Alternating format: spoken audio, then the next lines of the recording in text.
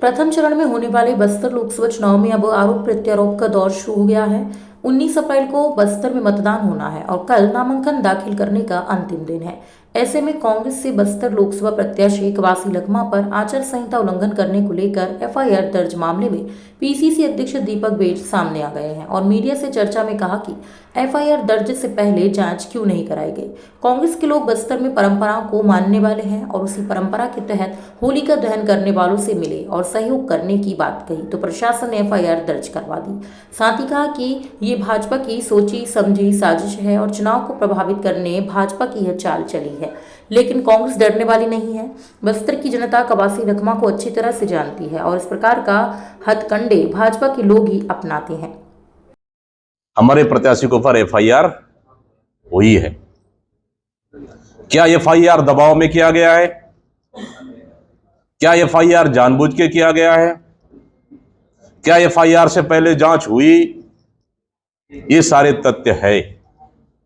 हम बस्तर के परंपरा, बस्तर के आदिवासी हैं, हम बस्तर के निवासी हैं।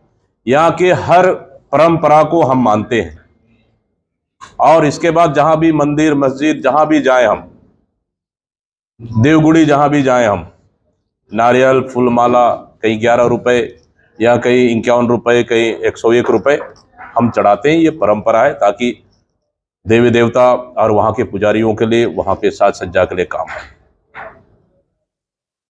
हम लोग जानते हैं चुनाव लड़े हैं और हम लोग कदापि नहीं चाहते कि आचार संहिता का उल्लंघन हो। क्या अगर इस प्रकरण में आचार संहिता का उल्लंघन हुआ है, क्या इसमें जांच हुई? क्या तो बिना जांच के एफआईआर क्यों? इसमें हम लोग सहमति नहीं है, बल्कि भारतीय जनता पार्टी का ये सोची समझी साजिश है। आगे जो प्रोसीडिंग होगी उसमें कांग्रेस समर्थन देगी, मतलब सहयोग करेगी प्रशासन का जांच में, या फिर हम तो कह रहे हैं जांच होना चाहिए। किस मकसद से हमारे प्रत्याशी ने मंदिर कैंपस के अंदर जो ये घटित हुई, हमें कोई दिक्कत नहीं है। हमें पता है, सीनियर पूर्व मंत्री, सीनियर विधायक है, 6 बार चुनाव लड़े, 7 बार चुनाव लड़े। इनको आचार संहिता का अच्छे से पता है और हमें पता है आचार संहिता का उल्लंघन नहीं हो सकता।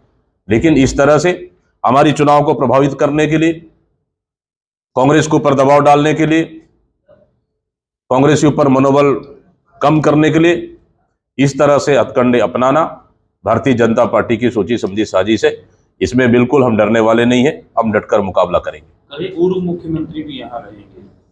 वहीं इस बयान के बाद भाजपा प्रदेश अध्यक्ष किरणदीप ने कहा कि कांग्रेस इसी कृत्यों के लिए मशहूर है और 5 सालों में धन की उगाही, भ्रष्टाचार, घोटाले करके यह सब सामने दिख रहा है। अगर कांग्रेस के लोगों को नहीं दिख रहा तो क्या प्रशासन पैसा बांट रही थी? अब तो इनके ऊपर नजर हमको रखनी पड़ेगी ताकि जनता भी देख सके कि कांग्रेस के नेता किस प्रकार आम जनता को प्रलोभन देने का काम कर रहे हैं। यह बड़ी निंदनीय है और इस प्रकार प्रशासन के द्वारा कार्रवाई होनी चाहिए। जगदलपुर से ब्यूरो चीफ अनिल राव की रिपोर्ट। इसी कृत्य के लिए और कांग्रेस बहुत ही मशहूर है और पिछले 5 सालों में और जिस तरीके से धन की उगाही हुई है, जिस तरीके से और विभिन्न भ्रष्टाचार घोटाले हुए हैं, अब वो इस चुनाव में दिख रहा है। वो निश्चित रूप से कि ये बड़ा गंभीर विषय है और लेकिन जनता मन बना चुकी है और स्वाभाविक रूप से जनता ने ठान लिया है मोदी जी की फिर से सरकार बनाने के लिए। इसलिए बस्तर लोकसभा से भारतीय जनता पार्टी निश्चित रूप से उसकी जीत सुनिश्चित है और अब तो आगे भी इस ओर ध्यान देना पड़ेगा।